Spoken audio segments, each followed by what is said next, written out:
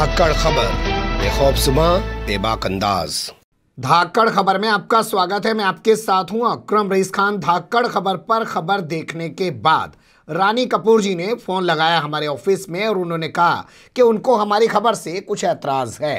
तो पहला सवाल यही कि रानी कपूर कौन है और दूसरा सवाल ये कि उन्हें हमारी खबर से क्या ऐतराज है। तो दोनों चीज़ों से रूबरू कराने के लिए हमने उनको जूम पे अपने साथ जोड़ लिया है। आपको बताएंगे कि रानी कपूर कौन है, उनका ऐतराज क्या है। तो रानी कपूर और उनकी बहन पहुंची हैं इलाहाबाद हाईकोर्ट की लखनऊ बेंच में। उन्होंने कहा कि अयोध्या के धनीपुर में जो 5 एकड़ ज़मीन मस्जिद को दी गई है वो असल में उनकी ज़मीन में से दी गई है, क्योंकि उनके पिता के नाम 28 एकड़ ज़मीन थी जो आज भी उनके पिता के नाम है। सरकार ने मस्जिद को जो ये ज़मीन दी है वो उनकी ज़मीन में से दी है। हालांकि कोर्ट ने उनकी बात को सुना नहीं, उनकी पिटीशन को खारिज कर दिया। हमने ये खबर आपके सामने रखी थी। तो यहाँ रानी कपूर जी का एतराज़ ये है कि हमने उस खबर में जिक्र किया कि वो मस्जिद के ख़िलाफ़ गई हैं। हालांकि हमने ऐसा जिक्र नहीं किया, लेकिन हम उन्हीं का एतराज़, उन्हीं की ज़बानी सुनेंगे, आपके सामने रखेंगे और उनसे ये भी जानने की कोशिश करेंगे कि असल में उनका मुद्दा है क्या, वो किस मामले को लेकर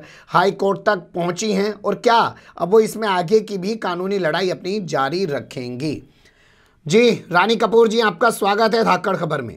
नमस्कार सर। बताइए आपका क्या एतराज है हमारी खबर से। सर, मैंने आज सुबह आपकी धाकड़ खबर में मेरे पास आया मैसेज, उसको देखा मैंने और उसमें थोड़ा सा मेरे को ये एतराज लगा कि उसमें ये बोला जा रहा था कि भी मैं मस्जिद बनाने के लिए रिट लेकर गई हूँ कि वहां पे मस्जिद नहीं बननी चाहिए। पहली बात, मेरा अपने बंधुओं से किसी तरह का भी कोई रंजिश नहीं है और मस्जिद बनने के लिए तो बिल्कुल भी नहीं जी, कतई नहीं, कतई नहीं। राय जितना भी हमारे परिवार में, हमारे मन में नहीं है। मस्जिद बननी चाहिए, मस्जिद का हम सम्मान करते हैं। यहाँ मस्जिद बनने जा रही है, उसी जगह पर धनीपुर पर मेरे पिताजी ने शारदा बाबा को जगह दी और आज भी वो मजार वहां पर बनी हुई है। और मस्जिद से सर मेरा कोई भी, हम उनके खिलाफ बिल्कुल नहीं गए। मेरी लड़ाई जो है ये एक लड़ाई है कि मेरी 28.35 लगभग 29 एकड़ जमीन है और वो जमीन जो घाटे 5 दिए गए हैं सर, वो हमारी जमीन में से दिए गए हैं। मैं चाहती हूँ कि मेरे जमीन की नपाई हो जाए और मेरे साथ इंसाफ हो जाए। लेकिन रानी जी एक बात तो बताइए, जो मस्जिद के लिए जमीन को दिया गया है सरकार के जरिए, वो 8-10 महीने पुरानी बात हो गई। आप 8-10 महीने बाद जब 26 जनवरी को मस्जिद का बुनियाद रख दिया गया, उसके बाद कोर्ट में क्यों पहुंची हैं? नहीं सर, ऐसा नहीं है। इससे पहले तमाम सरकारी दफ्तरों में हमने इंटीमेशन दिया है, लेटर डाले हैं, आरटीआई लगा रही है, स्पीड पोस्ट सब हमने किया है और अंदर अंदर से हम सब, लेकिन मेरी बात किसी ने भी सर सुनी नहीं। मैं आपको कहूँ, हर जगह मैंने रिप्लाई का आस रखी है कि भी मेरा रिप्लाई आएगा आएगा आएगा, लेकिन हमारा रिप्लाई सर नहीं आएगा।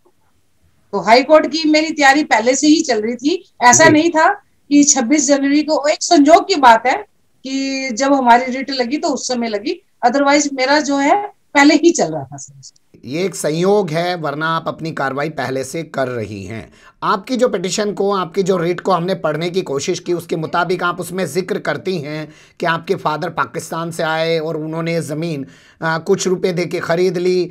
5 साल के लिए ज़मीन आपको मिली, 5 साल के बाद भी आपके फादर के नाम पे ये ज़मीन रही। बाद में कोई एसडीएम आए, उन्होंने आपके फादर का नाम इसमें से निकाल दिया। फिर आपकी माताजी ने एक लड़ाई लड़ी और आपके फादर का नाम वापस उन कागज़ों में दर्ज हुआ। ये ज़मीन आपके फादर के नाम पर दोबारा दर्ज हो गई, लेकिन बाद में चकबंदी में ये ज़मीन फिर फंस गई और अब तक ये चकबंदी के चक्कर में फंसी हुई है।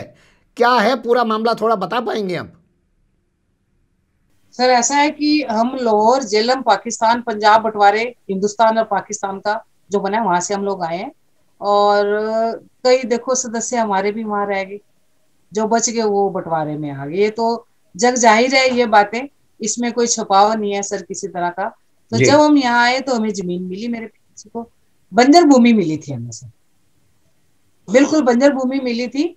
उस पे हमने कृषि योग्य इस भूमि को बनाया, जिसमें पेड़ पौधे, पूरे परिवार ने मेहनत करके इसको कृषि लायक हमने बनाया। फिर इन्होंने क्या किया जी, जबरदस्ती हमारे से, मेरे पिताजी से जमीन इन्होंने खींचने की कोशिश की। उस समय मेरे पिताजी मुकदमा लगाया। उसके बावजूद फिर इन्होंने, मेरे पिताजी बीमार हो गए थे, हम उनको दिल्ली ले आए, तो पीछे से इन्होंने क्या किया जी, वहां पे हॉस्पिटल बन जाए, कोल्ड स्टोर बन जाए, कृषि फार्म बन जाए, तमाम उन्होंने सरकारी जो है दावे ठोक दिए। जब हम वापस गए 98 में, मुझे पता लगा, तो इस दौरान मेरी माँ का पैर भी टूट गया था जी वो एक पैर से चल नहीं सकते थे, उनका जी कूल्हे में राड डली थी, कम जी से कम 250-350 ग्राम की। जी तो आप समझ सकते हो कि उस पोजीशन में कैसे, मतलब वो साल 1.5 साल चारपाई पे रहे, वो चल नहीं पाते थे। जी तो ये देखो कि हमने फिर आगे देखा तो भी हमारी जमीन पे ये सब, इनका नाम, मेरे पिताजी का नाम इन्होंने ज्ञानचंद पंजाबी से ज्ञानानंद, मृत घोषित, वल्द नामालूम, कोई वारिस नहीं है इनका, तमाम बातें इन्होंने लिख के उस जमीन पे ये चीज बननी चाहिए। जी जब हम गए, हमने देखा, हमने मुकदमा दायर कर दिया, अपर युक्त न्यायालय में मुकदमा दायर किया। लंबी लड़ाई के बाद मेरी माताजी उस जी मुकदमे को जीत, और इसी दौरान चकबंदी वालों ने फिर अड़ंगा लगा दिया जी। जी अच्छा, जो हमारे खेतों में काम करते थे वो कहते थे हम मालिक है। जी अरे भी किसी को हमने जमीन दे दी है कि देख रेख के लिए, तो वो मालिक थोड़ी ना बन जाएंगे। हम्म चाहे वो 2 साल कर ले, 10 साल कर ले, वो मालिक बन जाएंगे क्या? मेरे हम्म को एक चीज बताइए, तो मालिक जो रहेंगे मालिक वही रहेंगे। ठीक है तो मेरे कहने का मकसद है, चकबंदी में आज भी हमारा मुकदमा चल रहा है। जी चकबंदी में ये, अच्छा, अगर इन लोगों के मन में नहीं है, हमें स्टे क्यों नहीं देते? हम्म मैं ये पूछना चाहती हूँ, मेरे को स्टे क्यों नहीं देते? आप कह रही हैं कि आपको स्टे क्यों नहीं देते, तो स्टे देने के लिए आपके दस्तावेज में, आपके कागजों में, आपके सबूतों में दम तो होना चाहिए, तभी तो आपको स्टे देंगे। हमारे उनमें सब है, ऐसा नहीं है कि दम नहीं है कागजों में, कागजों में दम है। अब जमीन तो इन्होंने दे दी है, मैं आपको बताऊं, जमीन इन्होंने दे दी है। अब बिना जांच पड़ताल किए इन्होंने जमीन दे दी है। अब इनको ये तो पता नहीं। अब मैं ये नहीं कहना चाहती कि ये बड़े अधिकारियों का काम है। भाई हमेशा गलती जो है, क्लरिकल मिस्टेक होती है, जी उसकी जांच करनी चाहिए थी। बार बार एक ही रिक्वेस्ट थी कि इसकी जांच की जाए, जांच की जाए। 29 एकड़ जमीन में हुआ, कागजों में दम अपने आप निकल आएगा। अगर मेरी जुबान झूठी निकलती है तो जग जाहिर बात है, मैं नपाई के लिए बात कह रही हूँ, आप नपाई कर दो, वो घाटे भी पता लग जाएंगे कि वो घाटे कहाँ से निकल के आए। जी, आप जायज़ सवाल उठा रही हैं कि एक बार पैमाइश हो जाए, एक बार ज़मीन को माप दिया जाए तो तमाम चीज़ें पता चल जाएगी, लेकिन आपने हाईकोर्ट में देखा होगा, सरकारी वकील ने कहा कि आप जिन खसरा नंबर के, गाड़ा नंबर के हिसाब से आप जो है दावा कर रही हैं, वो आपके हैं ही नहीं, आपके कहीं और पे हैं। नहीं नहीं, ऐसा है, मेरी संपूर्ण भूमि 29 एकड़, 28.35, लगभग 29 एकड़ एक ही भूमि है। इन्होंने सरहदे अब लगाए हैं बीच में, वहां पे कृषि फार्म 2 नहीं है, कृषि फार्म एक ही वहां पर। वो शेखपुर जाफर भी है और धनीपुर भी है। हमारी जमीन जो है शेखपुर जाफर धनीपुर कहलाती है। अब इन्होंने धनीपुर अलग कर दिया। जिस तरह अयोध्या में 40 गांव, फैजाबाद में 40 गांव अयोध्या बन गए हैं, तो क्या एक टुकड़े के 40 टुकड़े नहीं हो सकते? मैं ये पूछना चाहती हूँ, क्या एक गांव के 10 टुकड़े नहीं हो सकते? जी भाई कानून भी सब उनका सब कुछ, क्योंकि हम तो एक निर्बल इंसान है, मेरी कोई सोच नहीं है, मैं एक निर्बल हूँ, मेरे पास धन नहीं है, ठीक है, मेरे पास बाहुबल नहीं है, मेरे पास ताकत नहीं है, तो उसके 10 टुकड़े क्यों नहीं हो जाएंगे? मेरे को एक चीज बताइए, श्रद्धे क्यों बांधेंगे? मैं ये पूछना चाहती हूँ, आज तक जमीन 1 पीस थी, उसमें श्रद्धे क्यों लगाए गए?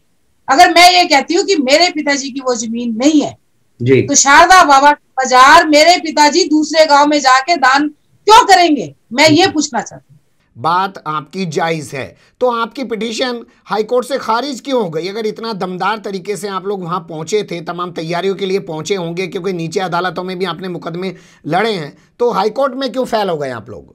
मेरे को ये मालूम नहीं कि क्यों सब ये फेल हुआ है या क्या हुआ है, हमें इस चीज का मालूम नहीं। उन्होंने बस यही साबित करने की कोशिश की है कि धनीपुर अलग है और शेखपुर जाफर अलग है। क्या आप फिर से हाईकोर्ट के सामने जाएंगे रिव्यू पिटीशन लेकर, यानी कि पुनर्विचार याचिका के साथ?